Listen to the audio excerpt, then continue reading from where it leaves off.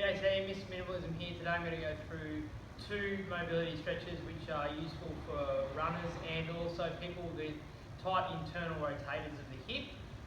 First one being the half kneeling hip flexor with rotation, and the second one being the frog stretch. Now the half kneeling hip flexor rotation is really useful because it involves thoracic mobility and hip mobility at the same time, so you've got a compound mobility exercise, and super useful because it doesn't take any equipment, and you can do it just before your runs or post-run as well. Okay, so we're going to set ourselves up in a half kneeling stance, and from here what we're going to do is drop this opposite hand to our front leg down in line with our foot. From here we're simply just going to elevate that back foot, grab hold of it with the opposite hand here, and we're just going to open up that chest whilst pushing through the hip. Okay, so the idea is looking to the roof, keeping that range of motion, opening up those shoulders and stretching out through the hip.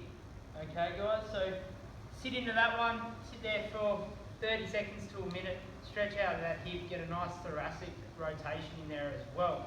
Next one being a frog stretch, useful to help mobilise those internal rotators, adductors and so forth if they're tight from things like squatting, running, so forth. So we're going to come down into all fours, but we're going to spread our knees out nice and far.